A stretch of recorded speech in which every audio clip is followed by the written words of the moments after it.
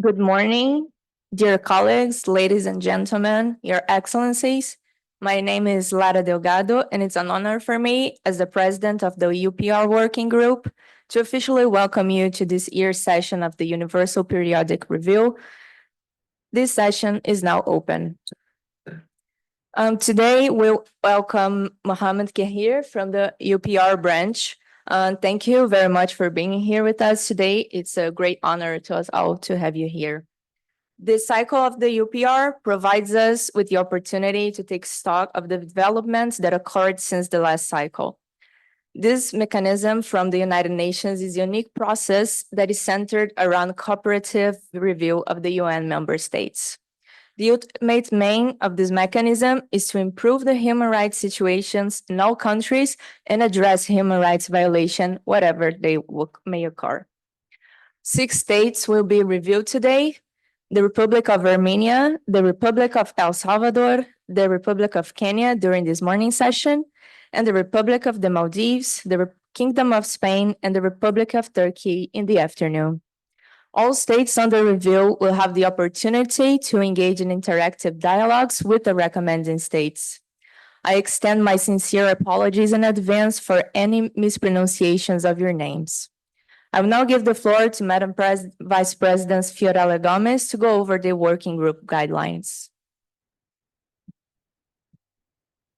Thank you, Madam President. Each review will take 30 minutes in total. Therefore, we kindly ask all of you to adhere to the speaking time according to the timer. I kindly remind all delegates to raise their placard to speak and to only take the floor when instructed to do so. For the presentation of the national report, we kindly ask all representatives of the state under review announced by the president to stand up, walk over to the podium, and wait for instructions to begin their presentation. During your presentation, please refer to other delegates as fellow delegates of, and refer to the president of the session as Madam President. Please take note that the interactive dialogue will take place from your seats. We would like to remind participants that the use of mobile phones during the formal sessions is prohibited. Thank you in advance for your adherence to these guidelines. Madam President, the floor is yours. Thank you, Madam Vice President. Ladies and gentlemen, Your Excellencies, we will now proceed with the review of the Republic of Armenia. I now have the honor of giving the floor to His Excellency, Mr. Giulio Vuterini, the Deputy Minister of Foreign Affairs. Your Excellency, you have now a maximum of 15 minutes to present your national report. You may have the floor. Thank you, Madam President. Distinguished members of the Human Rights Council, first of all, I would like to thank Madam President of the Human Rights Council, Madam Vice President, all the fellow delegates, and the distinguished Secretariat. It is with great responsibility and commitment that Armenia presents today its national report under the Universal Periodic Review mechanism. This report serves not only as an account of our progress, but as a reaffirmation of our dedication to human rights, democracy, and the rule of law. Armenia remains committed to its pursuit of a society where the dignity of every individual is respected and protected. Over recent years, we have worked tirelessly to implement the recommendations from the previous UPR cycle. These efforts focused on advancing judicial and legal reforms, addressing corruption, and strengthening human rights and democratic institutions. It was a significant landmark decision to establish a new Ministry of Internal Affairs meant to enhance civilian oversight of law enforcement and ensuring greater transparency. Moreover, this law aims to bring the police under greater civilian control and parliamentary oversight. Similarly, the adoption of the anti-corruption strategy for 2023-2026, which improved the anti-corruption monitoring and evaluating mechanism, exemplifies our commitment to combating corruption and fostering accountability. In fact, according to Transparency International's 2023 Corruption Perceptions Index, Armenia's scores has increased by 1 point compared to 2022. Moving on, Armenia has also prioritized socioeconomic development as a cornerstone of human rights. Despite challenges, our economy remains resilient, with a positive growth trajectory and a stable macroeconomic situation, even in the face of regional instability. This resilience has been bolstered by strategic investments in sectors such as education, health, and employment. For example, the adoption of the 2022-2026 strategy for legal and judicial reforms meant to ensure the effective administration of justice has laid the groundwork for more inclusive governance. Measures such as the 30% gender quota in electoral lists and the increasing participation of women in technology and entrepreneurship reflect tangible progress toward gender equality. Furthermore, a draft law on national minorities adopted in June 2023, which provides for a more systematic definition of national minorities living in Armenia, ensuring their rights and their protection. Now, I would like to point your attention to a fact that is really heartfelt from my government, which is the Nagorno-Karabakh crisis. The humanitarian crisis deriving from the Nagorno-Karabakh conflict remains a significant challenge. The migration of over 100,000 ethnic Armenians from Azerbaijan into Armenia has created substantial socioeconomic pressures on our country. Nonetheless, the government has mobilized resources to provide humanitarian aid and integrate refugees into the social fabric. In parallel, Armenia has pursued its peace efforts with Azerbaijan despite the enduring complexities of regional security. We remain strongly committed to the principles of dialogue and peaceful conflict resolution as demonstrated by our cooperation with international bodies and with the OSCE Minsk Group. I would also like to take this opportunity to address the advanced questions submitted by my fellow colleagues of the El Salvador delegation. I can proudly say that the Armenian government has made significant progress in ensuring that the basic needs and safety standards of the Armenian refugees from Nagorno-Karabakh are met. In fact, after the latest offensive from Azerbaijan in the region in late September, which came after a 9-month blockade of the Lakin corridor that had caused severe shortages of food, fuel, medicines, and other essential supplies, the Armenian government immediately took action. In October, the Armenian government approved the creation of a temporary protected status for displaced persons from Nagorno-Karabakh. This law automatically applies to the over 100,000 ethnic Armenians that flee the region, and it aims to facilitate the protection of their rights in national and international arenas. Moreover, I am stressing the importance of the economic resources that have been implemented to support these refugees. The Armenian government has indeed allocated one-off financial assistance of 100,000 Armenian drams to all displaced persons from Nagorno-Karabakh and 50,000 Armenian drams to cover rental prices and utilities. This plan is moving on, and for November and December, a separate program was approved, providing additional monthly payments of 40,000 Armenian drams to all the refugees from the Nagorno-Karabakh region. Our commitment to civil and political rights is unwavering. The 2021 parliamentary elections and the 2023 Yerevan City Council elections demonstrated Armenia's adherence to free, fair, and competitive electoral processes. Both elections were, in fact, conducted transparently and were praised by international observers, commending the integrity of these processes. In the area of freedom of assembly and expression, our legal framework aligns with international standards, ensuring the protection of these fundamental rights. Recent legislative reforms have further enhanced protection for journalists and media organizations, contributing to a noticeable decrease in violence against media personnel. Moreover, in 2021, Armenia signed the second optional protocol to the International Covenant on Civil and Political Rights, which later led to the abolition of death penalty in October 2023, showing effective collaboration and dialogue with civil society organizations. I would also like to take this moment to highlight our commitment in the area of regulation of torture and ill treatment as proposed by the first advanced question of the fellow delegation of Spain. In this regard, as stated by our most recent national report, the new criminal code of the Republic of Armenia, adopted in 2022, brought the regulation on torture and ill treatment in line with international standards, specifically under the provision of Article 341. Moreover, thanks to this new criminal code, a new definition of torture has been adopted, following the provisions and the guidelines of the UN Convention Against Torture. Moving on, I would also like to focus your attention on the second advanced question from the Spanish delegation concerning the implementation and promotion of a good education system in the country, specifically targeting rural areas. I am delighted to take you through a pivotal initiative of the Republic of Armenia initiated in 2022 through the adoption of a specific law. The main goal of this law, of this program that was established by this law, is indeed to form an effective and internationally competitive education system based on national and universal values to contribute to the development of the country by providing the opportunity to receive high-quality education for everyone following his/her needs and abilities at all stages of life. One of the main strategic directions of the program is to create a universal, inclusive, learner-oriented educational environment accessible to everyone throughout the whole territory of Armenia. Furthermore, with regard to this matter, I believe that it's crucial to stress the importance of another pivotal initiative that has been undertaken by the Republic of Armenia, which is the Leave No One Behind initiative that represents a core of the Armenia commitment and a key transformative promise to reach the Sustainable Development Goals of the 2030 Agenda for Sustainable Development.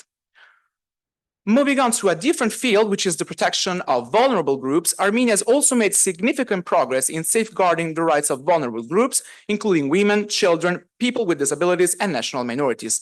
The 2019-2023 strategy for the implementation of gender policy defined priorities in line with the UN Agenda and Sustainable Development Goals. Initiatives such as the National Accelerator of Women Entrepreneurship and the inclusion of persons with disabilities in employment programs highlight our efforts to create a more inclusive society. The newly adopted action plan for 2023-2025 sets out several anti-discrimination measures against general discrimination, hate speech, and hate crimes. Concerning the protection of children's rights, more specifically, legal reforms and amendments on laws on the right of the child have been implemented to ensure robust protections against violence and exploitation of children, as well as a renewed prominent role of the police in tackling and monitoring the online diffusion of contents that violate the internet safety tips for children. As a general remark, I can say that the Armenia Development Program 2021-2025 was launched in its entirety to improve social protection system. Moving on, Armenia's active participation in international human rights mechanism is a testament to our openness and willingness to improve.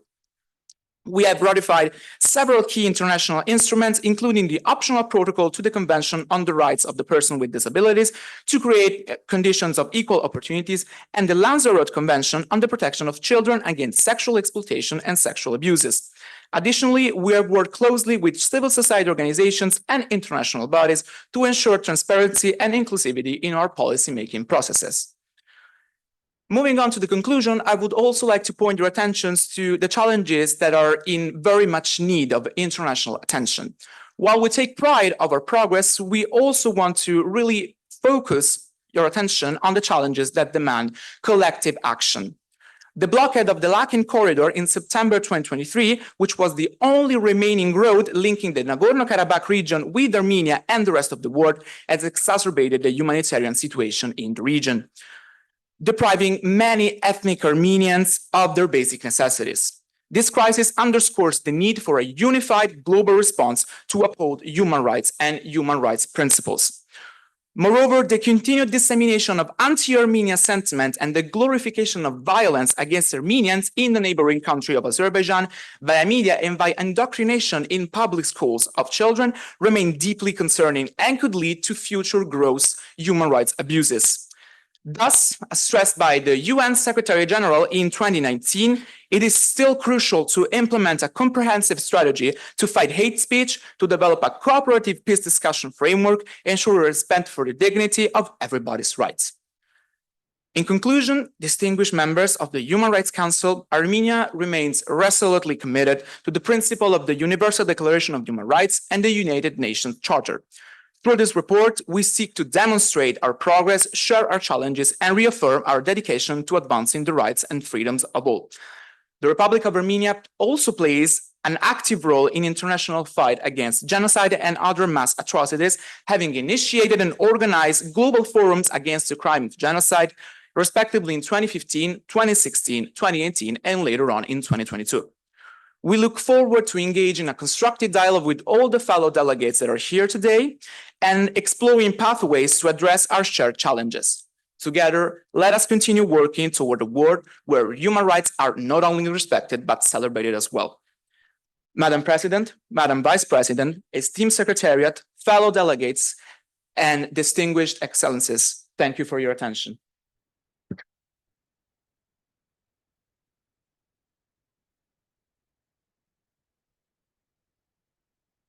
Thank you, Your Excellency. Now we will start the interactive dialogue, and before I give the floor to the delegations for recommendations, questions, and comments, I would like to remind you that the speaking time will be 1 minute and 30 seconds for each review and state. Please be reminded that the use of the word recommend or recommendation is necessary for remarks to be included in the working group's report. I also remind the Troika assigned to the Republic of Armenia to be mindful of these recommendations. Our list of speakers will follow the alphabetical order. I'll start by giving the floor to the delegation of the Republic of El Salvador. Your Excellency, you have 1 minute and 30 seconds. Thank you, Madam President, Madam Vice President, and fellow delegates, distinguished members of the Secretary. The delegation of El Salvador would like to welcome the delegation of Armenia and thank them for the presentation of their national report. El Salvador commends Armenia for considering the recommendations from the previous UPR, especially regarding the improvement to the access to education. However, the Republic of El Salvador is concerned by the continued disparities of children's rights on vulnerable groups in Armenia. Therefore, El Salvador proposes the following recommendations to the Republic of Armenia. First, the Republic of El Salvador recommends to the State of Armenia to ensure universal access to quality education and support services for all children, especially those in vulnerable situations, such as children with disabilities and refugees. Furthermore, we recommend the Republic of Armenia to consider the ratification of the International Convention on the Protection of the Rights of All Migrant Workers and members of their families. Thank you. Thank you, Your Excellency. Now I give the floor to the delegation of the Republic of Kenya. Your Excellency, you have 1 minute and 30 seconds. You may have the floor.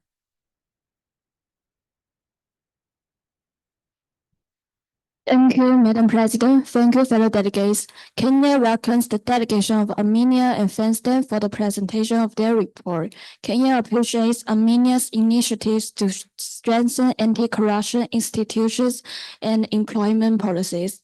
Please allow us to offer the following recommendations to Armenia. Firstly, increase the budget to independent anti-corruption institutions, conduct regular audits of public service department, promote legislative updates, and publicly report the results. Secondly, create an employment policy evaluation system, ensuring implementation through special inspections and prioritize skill training and re-employment support for youth and vulnerable groups. Thirdly, continue its efforts in providing educational access for migrants, as well as consider developing a water sanitation and hygiene strategy within the next circle to guarantee universal access to essential services. Thank you. Thank you, Your Excellency. Now I give the floor to the delegation of the Republic of the Maldives. Your Excellency, you have 1 minute and 30 seconds. You may have the floor. Honorable Madam Vice President, Mrs. President. Yep. Honorable Madam President, Mrs. Vice President, esteemed delegates. Maldives welcomes the delegation members of Armenia and furtherly commends Armenia for advancement in human rights issues regarding our previous UPR sessions. However, concerns persist starting from Nagorno-Karabakh region for Azerbaijani locals as well. Of course, the Metsamor nuclear plant is the producer for more than 70% of electricity of the country with high risks. Maldives urges honorable delegates of Armenia to take recommendations and into consideration since those recommendations were also part of the Maldives recommendations as well. Maldives furtherly recommends on Nagorno-Karabakh by establishing compensation mechanisms and supporting community rebuilding and reconciliation efforts ongoing for human rights issues, including Azerbaijani individuals whose human rights were also being violated. Maldives also recommends diversifying energy with solar and wind investments and improving access through decentralized solutions. And last but not least, Maldives recommends that Armenia to adopt on ensuring equality law by 2024 and launch campaign against hate speech. And inshallah, in the end, humanitarian and environmental tension, including Azerbaijani and valuable Armenian locals, will be mitigated with the supports and the efforts. Thank you. Thank you, Your Excellency. Now, the delegation of the Republic of Armenia, you may comment. Your Excellency, Mr. Volterini, if you want to answer the previous speakers or add any other comments, your speaking time is of 1 minute and 30 seconds. You now have the floor. Thank you, Madam President. Thank you, Madam Vice President and esteemed Secretariat. Thank you all to the fellow delegates for the very useful prompts that you gave us. I am very delighted that we established a cooperative framework in this sense. I feel like all the proposals that you made are very useful and we'll certainly take them into account. Thank you. Thank you, Your Excellency, for your comments. Now we'll continue with the list of speakers. Delegation of the Kingdom of Spain, you now have the floor. Thank you very much, Madam President, Madam Vice President. Spain welcomes the delegation of Armenia and thanks it for participating in this exercise. Spain applauds Armenia's ratification of various international documents, such as the Optional Protocol to the Convention on the Rights of Persons with Disabilities, the Optional Protocol to the Convention on the Rights of the Child through a Communications Procedure, and the Council of Europe Convention on the Protection of Children against Sexual Exploitation and Sexual Abuse. Spain recommends 1. To consider criminalizing domestic violence and harassment as stand-alone crimes in the criminal code and ensure that there are swift and impartial investigation into such crimes and a wider network of reception centers and state services. 2. To consider ratifying the Council of Europe Convention on Preventing and Combating Violence Against Women and Domestic Violence. 3. To ensure accountability within political parties regarding compliance with gender quotas at all levels of government. Thank you very much. Thank you, Your Excellency. Now I give the floor to the delegation of the Republic of Turkey. Your Excellency, you now have 1 minute and 30 seconds. You may have the floor. Thank you, Madam President, Madam Vice President, esteemed Secretary, and fellow delegates. On behalf of the Republic of Turkey, we would like to commend Armenia for its engagement in the UPR process. We acknowledge the progress made in implementing recommendations from the previous review cycle and reaffirm our commitment to constructive dialogue and cooperation. We commend Armenia for signing the Memorandum of Cooperation, which obliges the governments to perform our consultation with the stakeholder of the field. However, we remain concerned of multiple subjects as a consequence. Turkey recommends Armenia to ensure that Azerbaijan refugees and internally displaced people expelled from Armenia and other occupied territories of Azerbaijan have their rights to return to their place of origin in safety and with dignity. Moreover, Turkey recommends Armenia to guarantee the necessary compensations for the violations of the rights of the Azerbaijan refugees and the internally displaced people. Furthermore, Turkey recommends Armenia to punctually conduct impartial and transparent investigations of cases where the freedom of expression has been restricted or violated.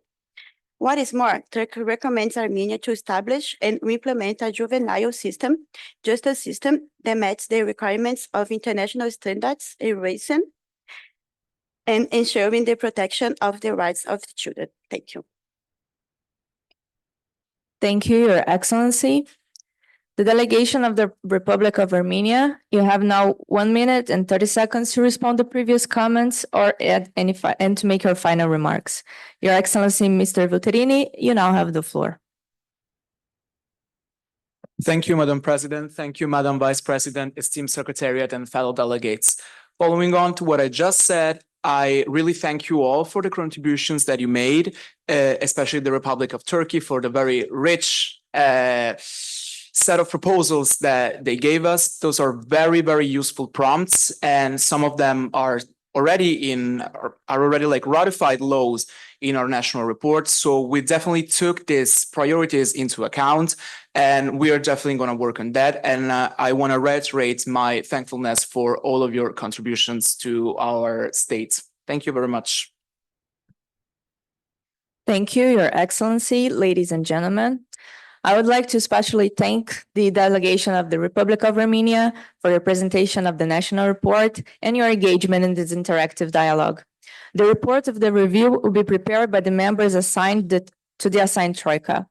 According to this year's procedure, the Troika members for the Republic of Armenia are the representatives of the Kingdom of Spain. The recommendation section will be adopted today at 11:45. And the full report, including the addendum, will be circulated on Moodle tomorrow at 5 p.m. We will proceed now with the review of the Republic of El Salvador. Once the representative of El Salvador is ready, please raise your placard. Thank you. Thank you. You may approach the podium now.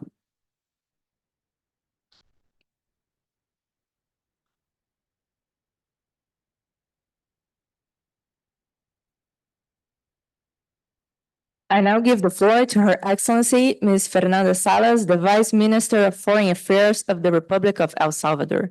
I reiterate that the delegation of the Republic of El Salvador has a maximum of 15 minutes to present their national report. Your Excellency, you may proceed. Madam President, Madam Vice President, distinguished members of the working groups, excellencies, and esteemed delegates. On behalf of the government of El Salvador, it is an honor to present our national report for this Universal Periodic Review. We approach this dialogue with the spirit of collaboration and transparency, recognizing the importance of this process in upholding the fundamental principles of human rights. Today, we would like to emphasize the significant progress we have made in improving public and social security, a challenge that has deeply impacted our nation for decades. Historically, El Salvador has faced high levels of violence, rooted in the aftermath of the Civil War and exacerbated by the rise of organized crime. The safety of our citizens has been compromised for far too long, undermining their fundamental right to live free from fear. Recognizing this, the current administration has taken bold, decisive action to reverse this legacy of insecurity. In 2019, we launched Territorial Control Plan, a comprehensive anti-gang strategy designed to dismantle the entrenched influence of criminal organizations, locally known as maras. Through this plan, we have worked on reclaiming territories previously dominated by gangs, enhancing law enforcement capabilities through modernization, and addressing the root cause of crime. Furthermore, in 2023, our Legislative Assembly enacted reforms to the law against organized crime, increasing the penalty for gang leaders and extending the maximum sentence up to 60 years. The legislative shift underscores our commitment to ensuring and deterring criminal activities. Complementing these measures, the government also inaugurated Terrorism Confinement Center, a state-of-the-art facility capable of housing 40,000 high-risk offenders. This center is a key element in our strategy of enhancing public safety, as it securely isolates high-risk individuals convicted of serious offenses, thereby curbing their capacity to exert influence beyond prison walls. We want to take this moment to address one of the concerns our fellow delegates from Spain expressed in the advance written questions, specifically the process by which arrests have been carried out and the living conditions of the prison population. We would like to reassure them that while we take their concerns with the utmost seriousness, it is also important to consider the context in which these actions have been carried out. The seemingly high arrest rate must be understood in relationship to the unique challenges our country has faced. As it has been highlighted in previous UPR cycles, El Salvador has struggled with levels of violence and criminality significantly higher than those experienced by many other nations. In response to this crisis, our government implemented measures aimed at restoring safety and security for our citizens. These efforts, while robust, were proportional to the magnitude of the threats we sought to address. We recognize that these figures might appear unusual when compared to countries not facing similar challenges. However, they reflect the gravity of our context and the urgent need for decisive action to protect the lives and uphold the rule of law. These efforts have already yielded remarkable results. According to the 2023 Gallup poll, 88% of Salvadorans report feeling safe, making El Salvador the safest country in the region for the first time ever. Since the implementation of territorial control plan, the extortion rates have dropped by over 60%, and homicides rates have declined dramatically from a peak 106.82 per 100,000 inhabitants in 2015 to just 2.3 by 100,000 inhabitants in 2023. These efforts have also been accompanied by a steadfast commitment to justice and the rule of law. Just this week, our administration announced the release of 8,000 individuals who were found to be innocent after undergoing a fair and transparent judicial process. This decision underscores our dedication to ensuring that justice is served for everyone and that no one is unjustly deprived of their liberty.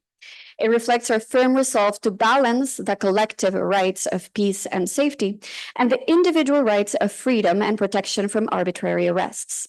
This demonstrates that our actions are not guided by indiscriminate enforcement, but by fairness, accountability, and respect for human rights. In addition to our robust security measures, El Salvador recognizes that sustainable crime reduction must be rooted in addressing the underlying social and economic factors that have historically driven individuals, particularly youth, to gang involvement. The government has complemented its efforts to enhance public safety with comprehensive strategy to improve social and economic rights, targeting the root causes of criminality. As part of territorial control plan, we have prioritized employment creation and youth development, particularly in vulnerable areas. Through initiatives such as establishing urban wellness and opportunity centers, CUOs, we provide dedicated spaces for Salvadoran youth to develop workforce skills, learn new languages, and pursue academic growth. By investing in their future, we aim to offer viable alternatives to gang affiliation. Furthermore, our support for micro-entrepreneurs, including organization of entrepreneurship fairs and launch for the Women's Economic Autonomy Program, has empowered families, especially women, to generate sustainable income and contribute positively to their communities. This economic stability plays a crucial role in reducing the desperation that often drives individuals towards criminal activity. In our agricultural sector master plan for agricultural recovery, with an investment of over $1.4 billion, focuses on achieving food self-sufficiency and creating employment in rural areas. By reducing our reliance on food imports and modernizing our agricultural practices, we are boosting our local economies and creating job opportunities that deter illegal activities. Lastly, our government's commitment in modernizing health and education system is a key pillar in tackling the systemic issues that have fueled crime in the past. Through the Digital Agenda 2020-2030, we are enhancing the access to healthcare, including mental health services, and expanding digital connectivity across all educational levels. Initiatives such as Crecer Juntos, Grow Up Together, and the program Mi Nueva Escuela, My New School, aim to equip our youngest citizens with the tools they need to succeed, ensuring that they grow up in an environment that supports their learning and their well-being. These comprehensive multi-sectoral efforts underline our commitment not only to combat crime as it happens, but also to create a future where all Salvadorans can thrive. By ensuring that citizens have access to quality education, healthcare, and economic opportunities, we are addressing the structural issues that have historically contributed to crime and violence.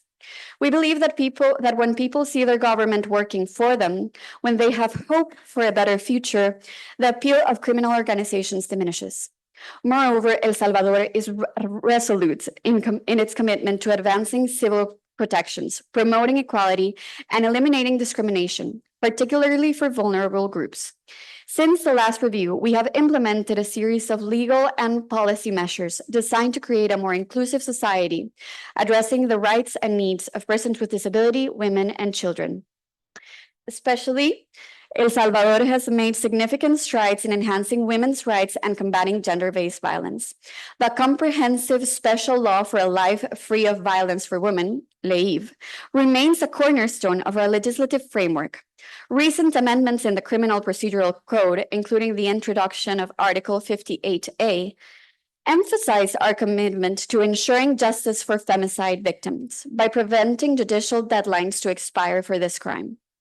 In response to sexual violence, reforms to the penal code have extended prison sentences for perpetrators, including aggravating factors for cases involving vulnerable victims. On reproductive health, we have successfully reduced adolescent pregnancy rates through strategic partnerships, notably reaching zero adolescent pregnancies program. Additionally, the Born with Care law introduced by the First Lady's office has made significant contributions to reducing maternity mortality rate, but by ensuring respectful and dignified care throughout pregnancy and childbirth. We greatly appreciate the interest of our fellow delegates from Spain in the allocation of resources dedicated to advancing gender equality and the implementation of comprehensive special law for a life free of violence for women. El Salvador remains steadfast in its commitment to addressing gender-based violence and empowering women through strategies and funding and institutional support. In line with this commitment, el Instituto Salvadoreño del Desarrollo de la Mujer, ICDMU, a key institution responsible for promoting women's rights and supporting the implementation of LAVE, has seen a significant budget increase in recent years. For example, ISDEMU's budget nearly doubled from 6.3 million in 2022 to 12.3 million in 2023. The substantial growth reflects our government prioritization of gender-related policies and resources needed to effectively combat gender-based violence, while further efforts ongoing to ensure comprehensive implementation of the LAVE across all sectors. This budgetary growth demonstrates our dedication to strengthening institutional capacities and providing necessary resources to safeguard women's rights. Moreover, El Salvador has prioritized the protection of children and adolescents through comprehensive legislation. The implementation of Ley Crecer Juntos, Grow Up Together in 2023, enhances the existing child protection frameworks and mandates coordinated efforts to address issues such as gang violence and human trafficking. The National Council for Early Childhood and Adolescence, CONAPINA, plays a central role in these efforts, providing comprehensive support for child victims of trafficking and spreading awareness campaigns across the country. Lastly, in June 2020, we enacted the Legislative Decree number 672, a special law for the inclusion of persons with disability, ensuring equal treatment across all aspects of life, including political participation. This law guarantees that individuals with disabilities the right to vote and run for positions within the National Council for Inclusion of Persons with Disability, CONAIPD. El Salvador reaffirms its commitment to advancing the protection of human rights through robust legislative reforms, inclusive policies, and collaborative efforts with civil society and international partners. We recognize that challenges remain, but we are determined to address this with a rights-based approach that prioritizes dignity, safety, and well-being of individuals, particularly those most vulnerable. We view this universal periodic review process as a valuable opportunity for dialogue and reflection. The recommendations received will be instrumental in shaping our ongoing strategy and in strengthening our national framework for the promotion of equality, justice, and sustainable development. El Salvador stands ready to engage constructively with the international community, building on our achievements and working towards a future where human rights are fully realized for every citizen. Madam President, Madam Vice President, distinguished members of the working group, excellencies and esteemed delegates, thank you for your time and consideration. We look forward to continuing this collaborative journey to uphold the values and principles of human rights.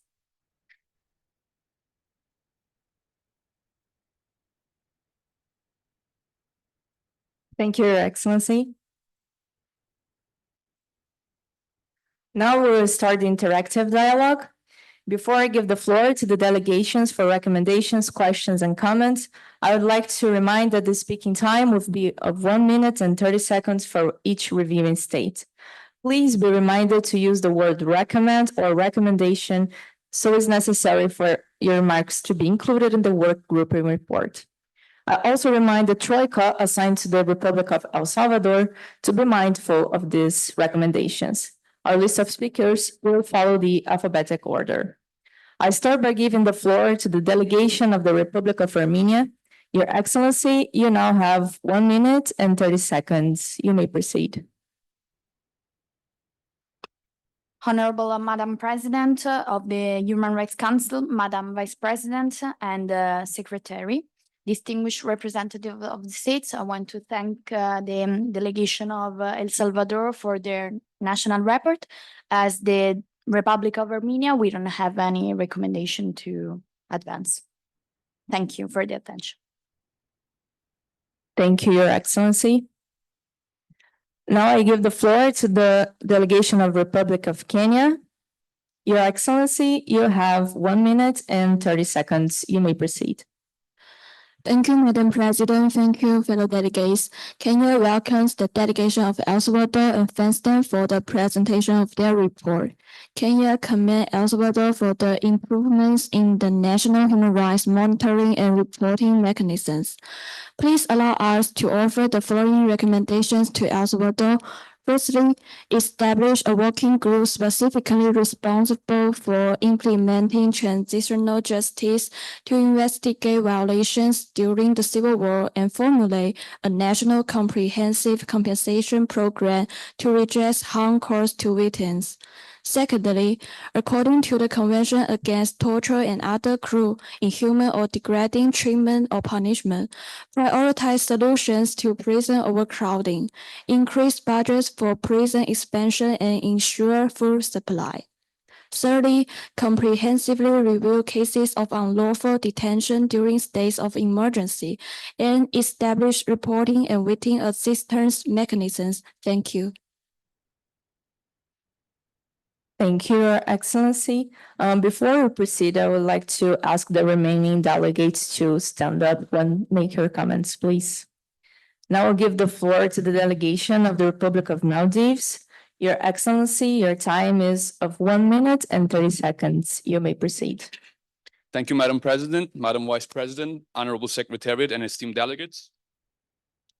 As Maldives, we would like to recommend honorable delegates of Democratic Republic of El Salvador to develop a comprehensive monitoring system to track and evaluate outcomes of child protection programs, ensuring full alignment with the Crescent Juntos policy by 2026. By further emphasizing the importance again, Maldives recommends implementing alternative measures to ensure compliance with Mandela and Bangkok rules, conducting thorough investigations into cases of forced disappearances, torture, and extrajudicial executions, and guaranteeing free access for independent international organizations by 2027. Maldives further recommends allocating additional resources to fully implement the Mi Nueva Escuela reform, focusing on rural areas and ensuring all schools meet modern infrastructure standards by 2030. Maldives believe that considering these recommendations provided with the reference of previous recommendations yielded throughout our side would be appreciated if it's being considered. Thank you. Thank you, Your Excellency. The delegation of El Salvador, you may now comment. Your Excellency, Ms. Salas, if you want to answer the previous speakers or add any comments, you have now the floor. Your speaking time is with 1 minute and 30 seconds.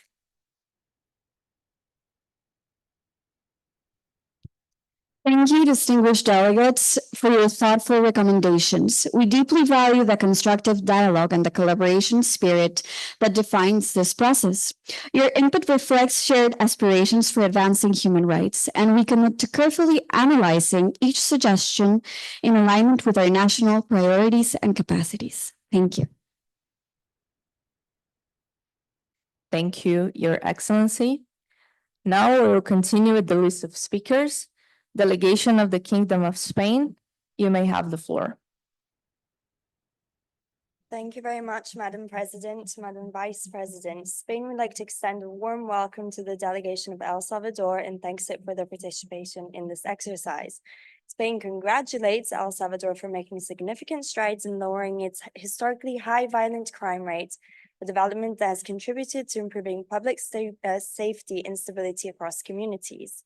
Spain praises El Salvador's government for launching programs focused on poverty alleviation and economic growth, helping create more opportunities for marginalized populations. Spain recommends, 1, to think about changing its complete ban on abortion to allow it in situations including rape, incest, risks to a mother's life, or deadly fetal abnormalities, protecting the rights and health of women in the process. 2, to enact anti-discrimination laws that specifically forbid discrimination on the basis of gender identity and sexual orientation in the workplace, healthcare sector, educational system, and detention centers. 3, to strengthen its anti-corruption measures by strengthening independent monitoring organizations, increasing organizational transparency, and bringing corruption cases to justice in order to increase trust in the government. 4, to impose stricter regulations on corporations that pollute the air and water, especially in rural communities that are vulnerable and depend on clean natural resources for agriculture. Thank you very much. Thank you, Your Excellency. Now I give the floor to the delegation of the Republic of Turkey.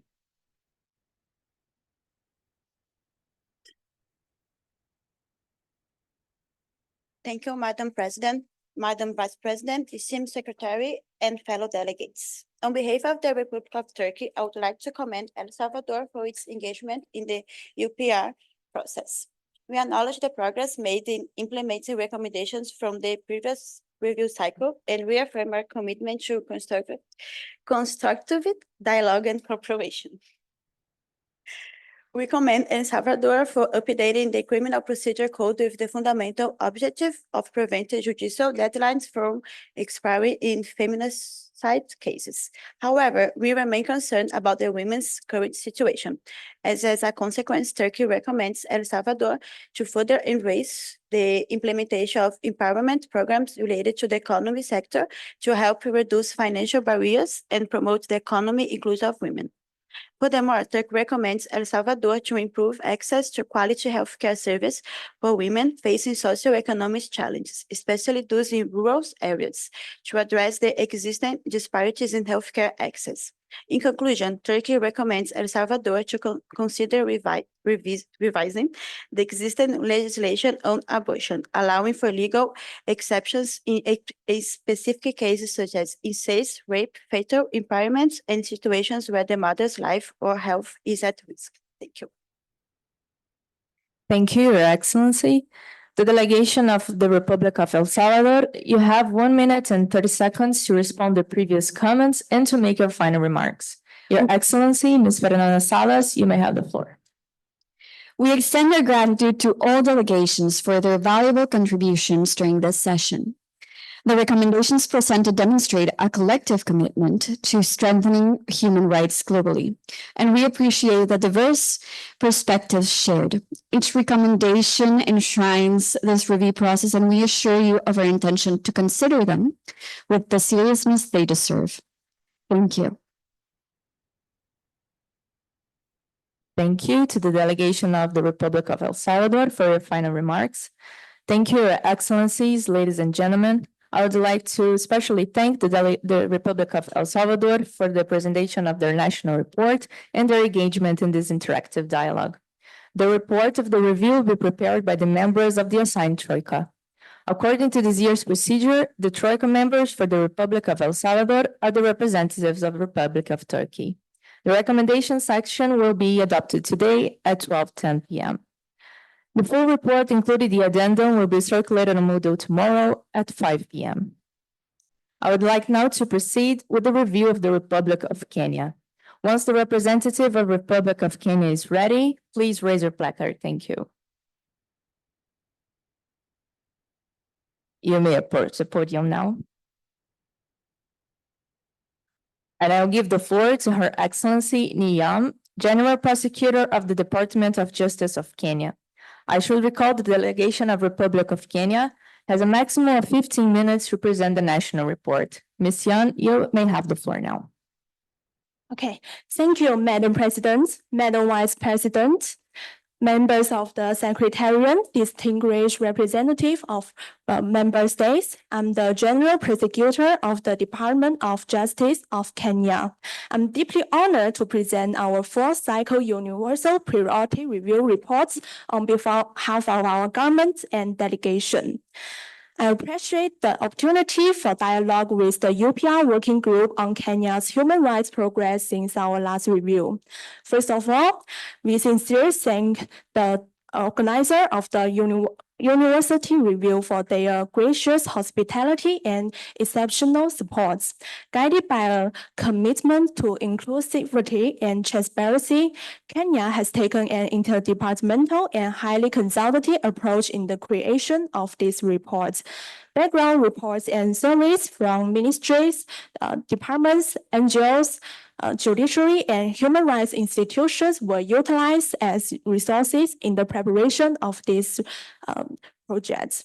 Madam President, Kenya remains deeply committed to the UPR process, which enhances human rights protection by providing a platform for peer review and shedding light on the human rights situation.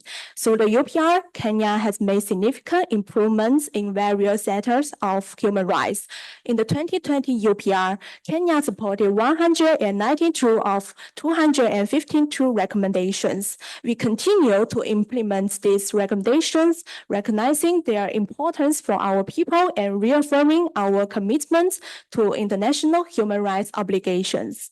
Between 2020 and 2022, Kenya has demonstrated an unwavering commitment to advancing human rights through legislative action, enacting or amending over 15 key laws across critical areas. These reforms span gender-based violence, the rights of persons with disabilities, refugee protection, and social justice. In addition, Kenya ratified 2 key protocols in 2022, the Protocol to the Africa Charter on Human and People's Rights on the Rights of the Older Persons, and the Protocol to the Africa Charter on Human and People's Rights on the Rights of Persons with Disabilities in Africa. Madam President, in implementing the recommendations against terrorism and extremism, we face some challenges, which I will highlight now. Kenya has, on several occasions, been a victim of terrorist attacks. These attacks have resulted in the loss of innocent lives and destruction of property. But we are happy to report that Kenya's efforts against terrorism and extremism include the newly enacted Anti-Money Laundering and Combating of Terrorism Financing Laws Amendment Act 2023, which introduces intensive disclosure obligations for companies and branches, strengthening the fight against money laundering and terrorism financing. Madam President, Kenya remains committed to addressing torture, enforced disappearance, and extrajudicial killings by providing reparations to victims. The establishment of the Victim Protection Trust Fund and the Victim Protection Commission in 2023 underscores our commitment to supporting survivors and ensuring that perpetrators of human rights violations are held accountable.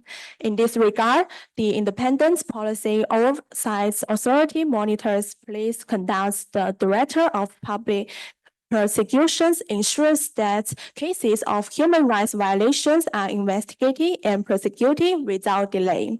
Madam President, Kenya continues to make conscious and concerted efforts to eliminate the death penalty. Kenya has not carried out any execution since 1987, and in 2023, President Ruto commuted all death penalties sentences imposed before 2022 to life imprisonment, affecting 606 individuals. Furthermore, the 2023 Preservation of Public Security Amendment Bill aims to remove the death penalty for security offenses. And in 2024, Kenya initiated a review of all death penalty provisions to align with international trends and strengthen the country's abolitionist stance. Madam President, on the recommendations to development plan of the country to improve the living standards of Kenyans, particularly in the areas of air, health, and housing. It is my pleasure to inform you that in 2024, the central government launched 2 policies, a low-cost housing plan for slum residents and the Bamu-Yago project to build over 200,000 affordable units annually, which will benefit over 840,000 individuals and families. Moreover, Kenya's Water Resources Ordinance 2021 has enabled 2% of the population to access safe drinking water, and over 15 billion cash has been invested in constructing dams to provide water to more than 5 million people. While Kenya has historically faced the deeply rooted tradition of female genital mutilation, but Madam President, allow me now to highlight Kenya has made significant progress in addressing gender-based violence (GBV), particularly female genital mutilation (FGM). The country has revised the Sexual Offences Act and the Prohibition of FGM Act to strengthen penalties and expedite legal proceedings. In 2019, the FGM policies followed by the establishment of Polycare Center has been put in place to offer supporters to survivors. We are pleased to know that the Gender-Based Violence Action Plan 2023 strengthens efforts to provide and respond to GBV, while the GBV information system facilitates nationwide case checking. Additionally, countries such as Nakuru and Kajiado has established GBV rescue and recovery centers for survivors, funded with 90 million shillings. Madam President, Kenya has 2024 Refugee Act and 2024 regulations provide a robust legal framework for refugee protection and integration. The Refugee Service Department was established to support refugees, particularly vulnerable groups like women, children, and persons with disabilities. The Shurika program aims to transform refugee camps into integrated settlements, promoting economic inclusion. Additionally, Kenya's refugee education policy has enrolled over 4,000 refugee students in scholarship. Madam President, in 2023, Kenya introduced 4 bills to enhance disability protections. 8 countries enacted the County Disability Act. Long-Term Development Blueprint version 2023 promotes vocational training for persons with disabilities. Another significant milestone is that in 2024, the Ministry of Health launched the Social Health Insurance Fund to expand coverage for vulnerable groups, complementing the NHIF and introducing rehabilitation under the 2023 Social Health Insurance Act. The KNCHR and NCPWD collaborated with persons with albinism in Mombasa and Nakuru to develop the Kenya National Action Plan on Albinism 2023 to 2028. Furthermore, we continue to protect the rights of education. It is noteworthy that the National Education Management Information System will expand to preschool and higher education. Education funding is 20% of Kenya's GDP. To address regional and gender disparities, the government will integrate gender in education, promote lifelong learning via the Kenya Open Universities, and align quality standards internationally. With regard to ensure the protection of intersex persons, the Mombasa High Court has taken decisive action against hate speech and violence against LGBTQ+ communities. Madam President, Kenya remains deeply committed to the promotion and protection of human rights. We believe that the full realization of human rights is a continuous process, not a one-time event. Kenya's journey toward fostering a society that respects and upholds human rights is ongoing and steadfast. We are committed to continuing our partnerships and learning from all stakeholders to further this noble cause. During the interactive session, we will address advanced questions, including those we touched upon earlier regarding the rights of indigenous persons to their ancestral land, freedom of expression and freedom of peaceful assembly, and the right to life. To protect the rights of indigenous persons, the government through the National Environmental Management Authority has developed an indigenous persons framework to avoid potentially adverse effects on the indigenous people's community and compensate for the impacts, ensuring that indigenous persons receive social and economic benefits that protect their cultural heritage. In response to reduce the extensive force used by policy to disrupt and prevent protests. The creation of standard opening procedures on intervention and prosecution of serious human rights violation committed by policy officers were formalized between the Independent Policy Oversight Authority, ODDP, and the National Policy Service. To reduce maternal mortality, Kenya has implemented significant measures, including an $18 million public-private partnership to launch the M-Mama program.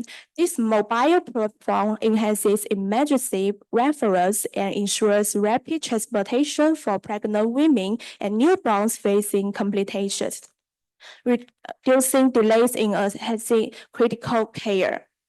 Madam President, we thank you most sincerely and applaud all the distinguished delegates for your submission, your contributions, and your recommendations. May I hand it back to you for the interactive dialogue session. Thank you, Madam President.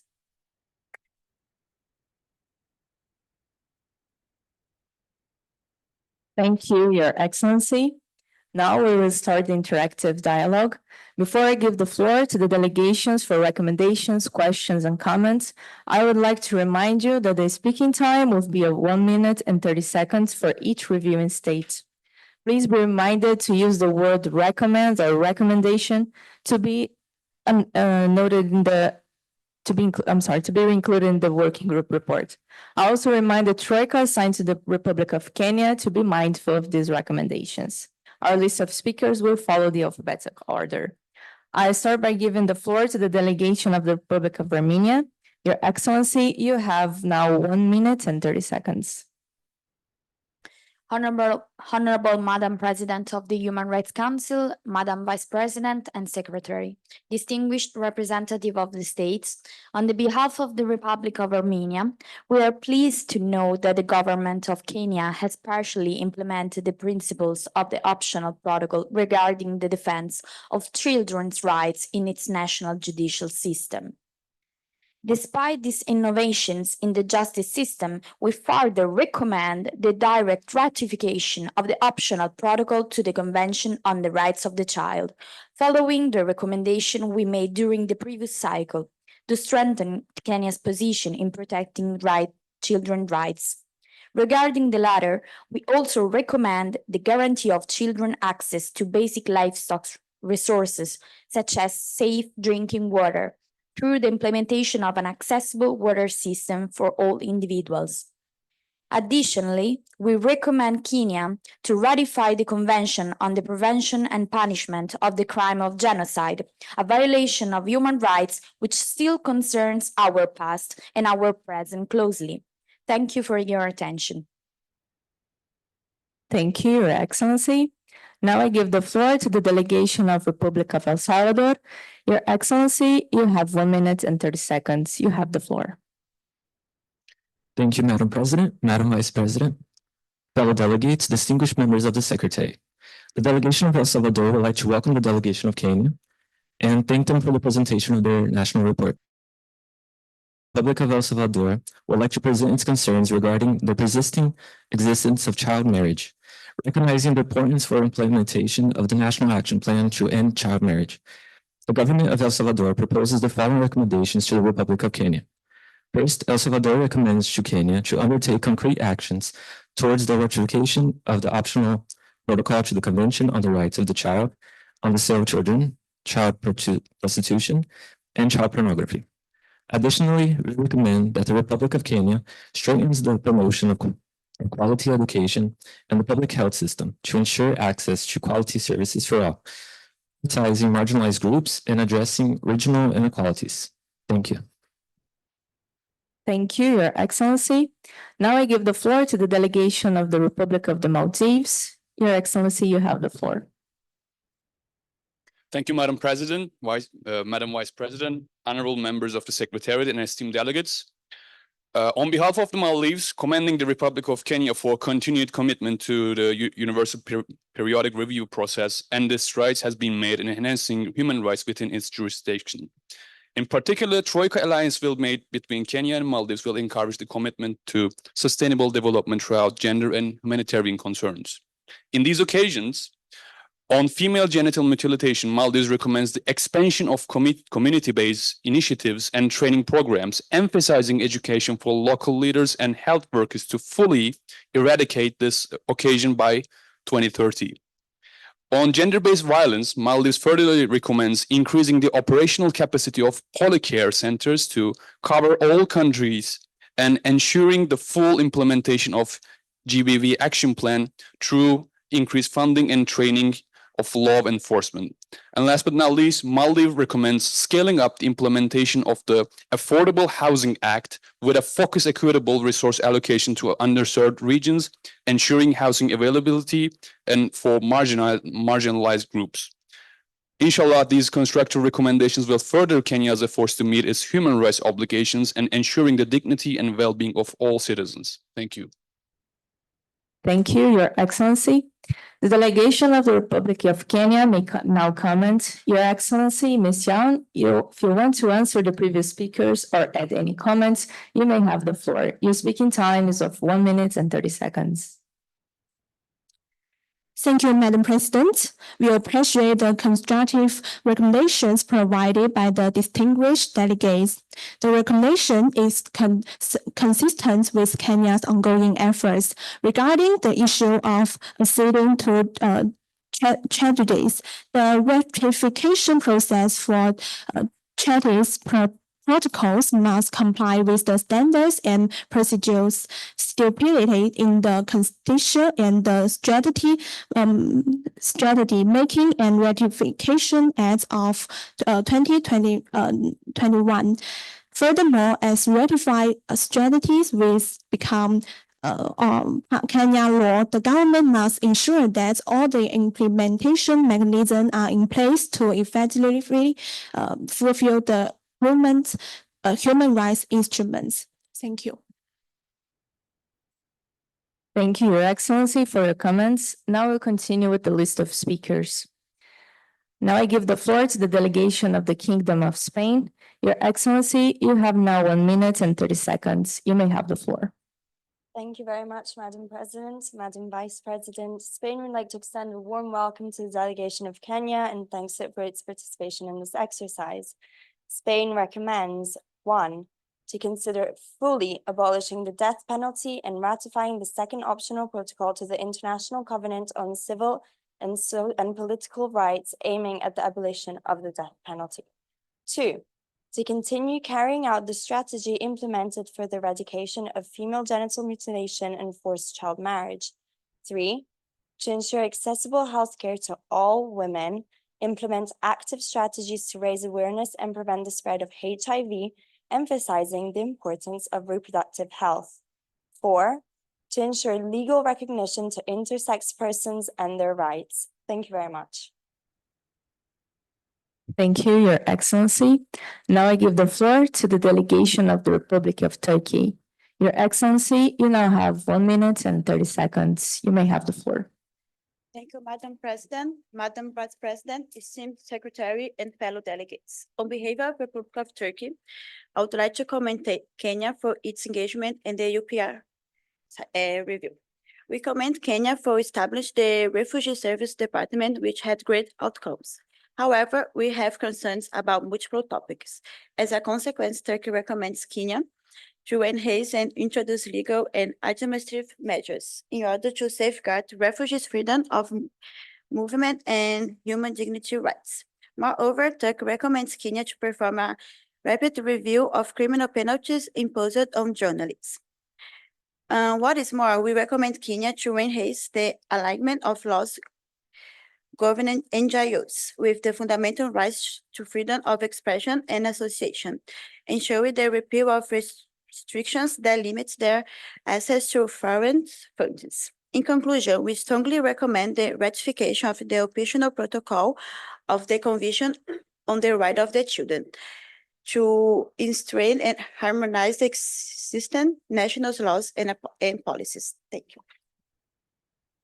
Thank you, Your Excellency.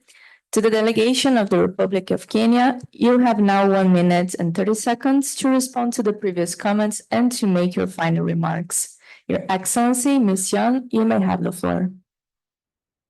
Thank you, Madam President. Kenya express our utmost gratitude for the valuable inputs offered by the representative above states. Regarding the death penalty, we have taken a series of measures that have effectively led to its abolition in practice.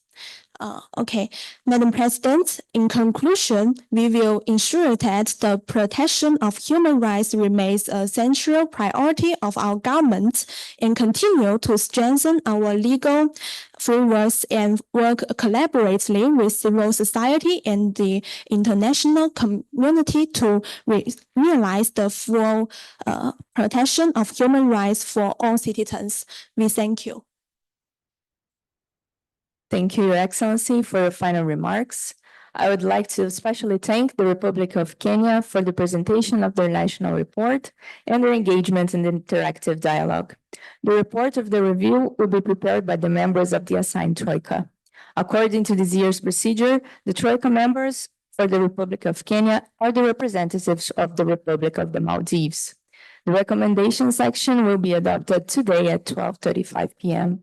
And the full report, including the addendum, will be circulated on Moodle tomorrow at 5 p.m. I now give the floor back to Madam Vice President Fiorella Gomez to give further instructions on the drafting of the working group report. Thank you, Madam President. We will now proceed to the drafting of the working group reports of the states reviewed in this morning session. The states that went under review this morning, the Republic of Armenia, the Republic of El Salvador, and the Republic of Kenya, and the states are acting as their troikas, the Kingdom of Spain, the Republic of Turkey, and the Republic of the Maldives, must stay in this room to draft the report, which should be submitted on Moodle by 11:35 today. Delegates and participants not involved in the drafting of the Troika report must leave the room for a coffee break. We kindly request you to be back in the room at 11:40.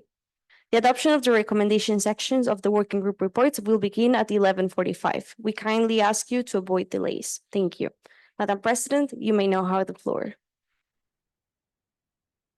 Thank you, Madam Vice President. This session is now closed.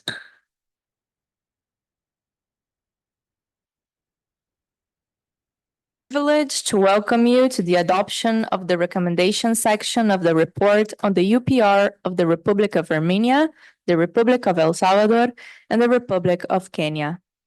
For the presentation of the Troika report, we kindly ask the representative of the reviewing states operating as a Troika to stand up, walk over to the podium, and wait for the timer to begin their presentation.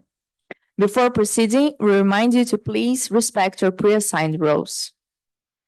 We will now proceed with the adoption of the recommendation section of the report on the UPR of the Republic of Armenia. The Troika for this report consists of the representatives of the Kingdom of Spain. Her Excellency, Ms. Maria Sarkis, Advisor Secretary of State for Equality, who on behalf of the Troika will introduce the recommendation section of the report on the UPR of the Republic of Armenia.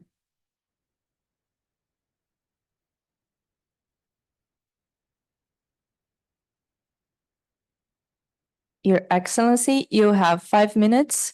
You may have the floor. Thank you, Madam President, Madam Vice President, and esteemed colleagues and delegates. It is with great honor and privilege that I present to you, on behalf of the Troika, represented by the recommending state of Spain, the draft report of the Working Group of Armenia. During the interactive dialogue with the state under review held on November 20th, 2024, 5 delegations delivered their statements and 2 states delivered advanced questions. As a result, Armenia was addressed with a total of 15 recommendations. The Troika would like to thank the delegation of the State of Armenia for their constructive and active engagement in the process and preparation of this report. Armenia has accepted 2 recommendations, noted 12 recommendations, and will examine the remainder of the recommendations. Armenia will provide responses to those in due time, but no later than the 58th session of the Human Rights Council held in February 2025. The Troika would like to thank the UPR Secretariat for its active support during the entire process. With this in mind, the Troika submits the report to the working group for adoption. Thank you very much. Thank you, Your Excellency.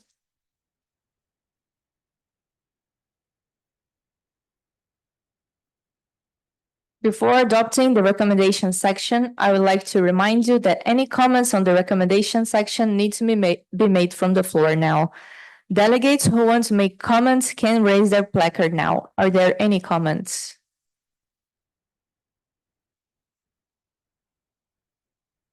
Since there are no comments, we will proceed.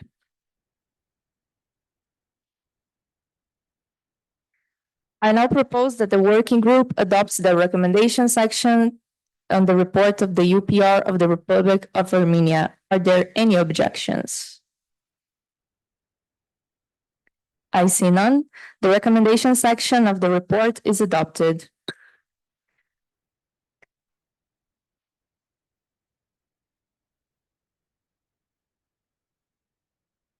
I now give the floor to His Excellency Mr. Vulturini, for his final remarks. Your Excellency, you have 2 minutes. You may have the floor.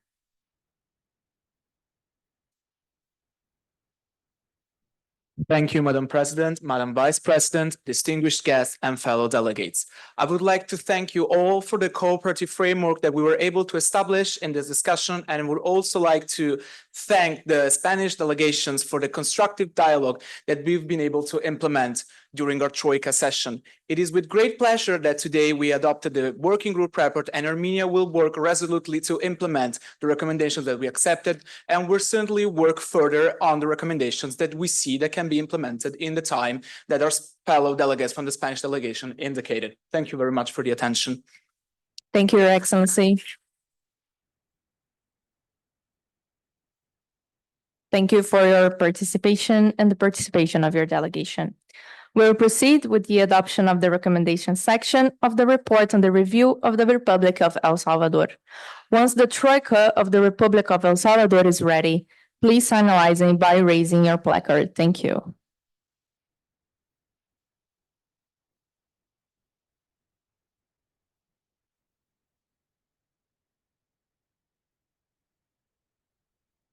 We'll now proceed with the adoption of the recommendation section of the report on the UPR of the Republic of El Salvador.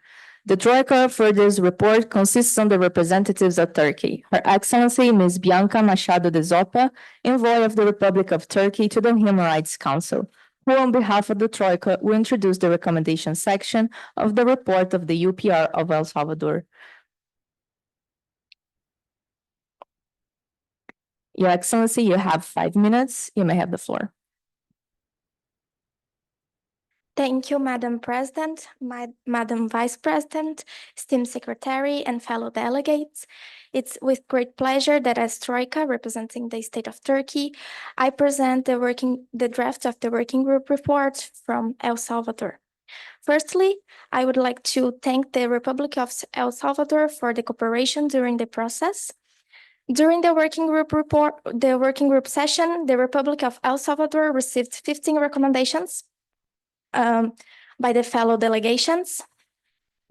The Republic of El Salvador accepted 8, being 1 from Kenya, 3 from Maldives, 2 from Spain, and 2 from Turkey, and noted 7 recommendations, being 2 from Kenya, 2 from Maldives, 2 from Spain, and 1 for Turkey. Moreover, there were no recommendations made by the state of Armenia. There were no recommendations that needed further examination by the delegation of El Salvador, and those recommendations that were accepted will be implemented until the next UPR cycle. Madam President, Madam Vice President, esteemed Secretary, and fellow delegates, thank you.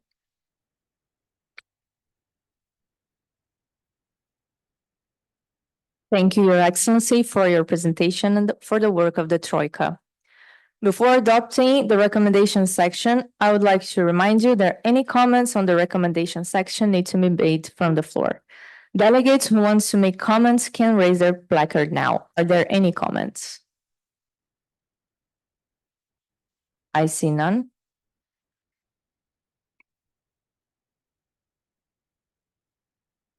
Your Excellency,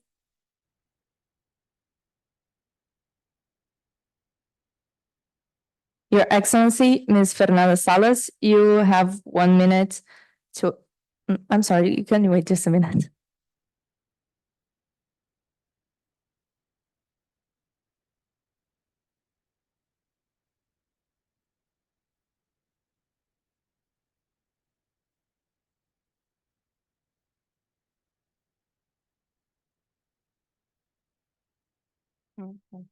Okay, I'm sorry.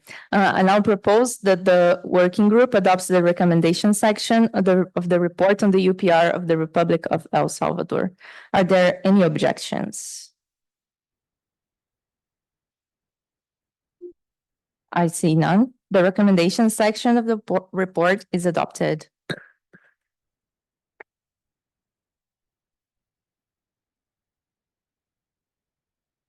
And I'll give the floor to Her Excellency, Ms. Fernanda Salas, for her final remarks. Your Excellency, you have 2 minutes. You may have the floor.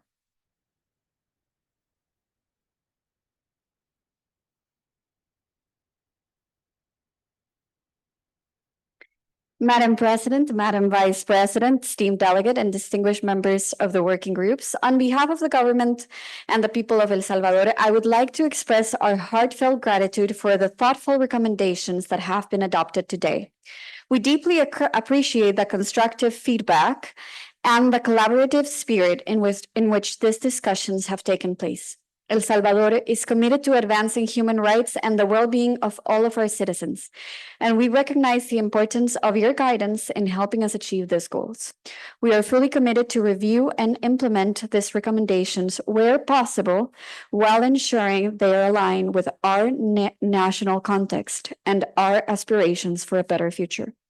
We value the partnership with the United Nations and all member states in this process, and we are confident that with your continued support, El Salvador will continue to make meaningful strides toward fulfilling our human rights obligations. Once again, thank you for your collaboration, and we look forward to working together in the future as we strive to create a just and inclusive society for all. Thank you. Thank you, Your Excellency, to you and to your delegation for your participation. We will proceed now with the adoption of the recommendation section of the report on the review of Kenya. Once the representative of the Troika is ready, please raise the placard. Thank you. The Troika for this report consists of the representative of the Republic of the Maldives, His Excellency Ms. Ali Ihsan, advisor on legal affairs to the permanent mission of the Republic of the Maldives at the United Nations office in Geneva, who on behalf of the Troika will introduce the recommendation section on the report of the UPR of Kenya.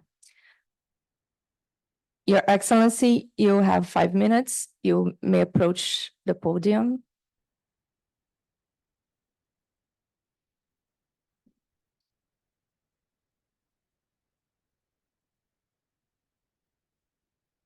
You may have the floor.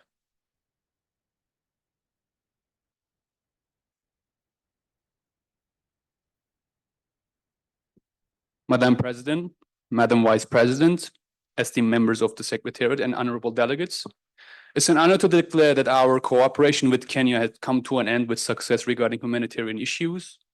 To brief, we would like to state that from 4 recommendations from honorable delegates from Spain, 3 of them has been accepted and 1 has been subjected for further examination by delegates of Kenya.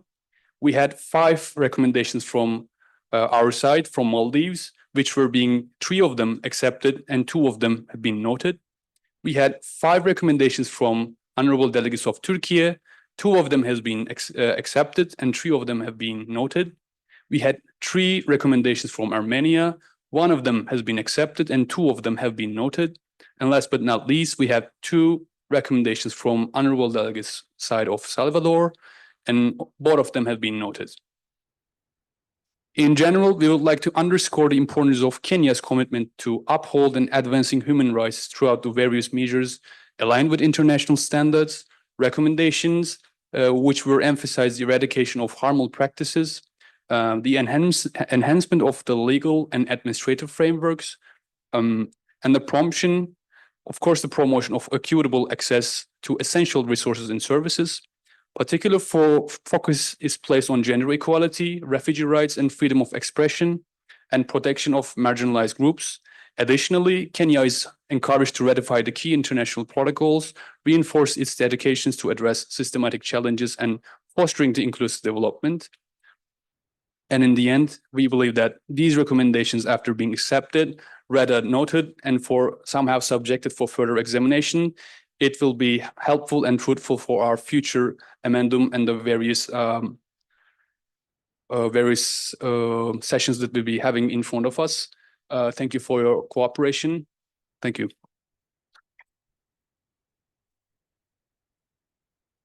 Thank you, Your Excellency, for your presentation and for the work of the Troika. Delegates who want to make comments can raise your placards now. Are there any comments?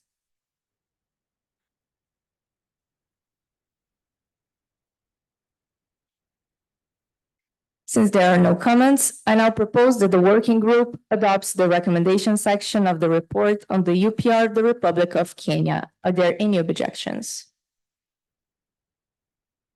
I see none. The recommendation section of the report is adopted.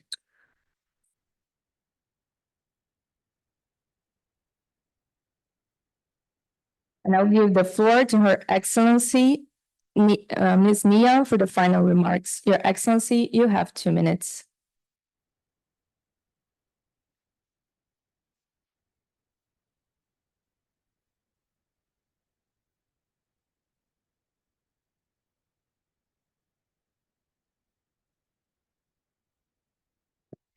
Thank you, Madam President, my Vice President, distinguished guests, and fellow delegates. I would like to thank you all for the cooperative framework we were able to establish in this discussion.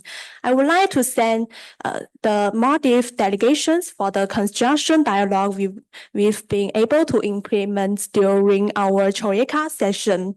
It is with great pleasure that today we adopted a working group record, which our government will resolutely work to implement. The recommendations that we accepted, we will certainly work further on, particularly those we believe can be implemented within the timeframe indicated by the Maldives delegation. And we indicate that we will carefully consider the opinions presented. Thank you very much for your attention.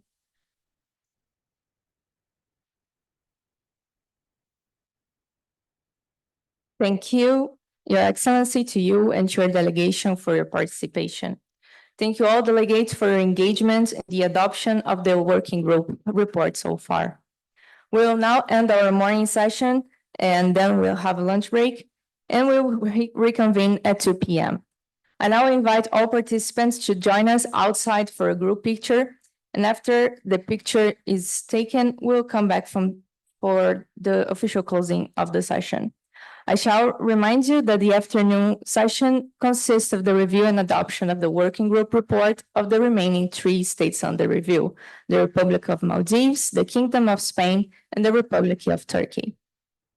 They will have the opportunity to present their national reports, receive recommendations, and draft the working group report, which shall be adopted in the respective adopting sessions.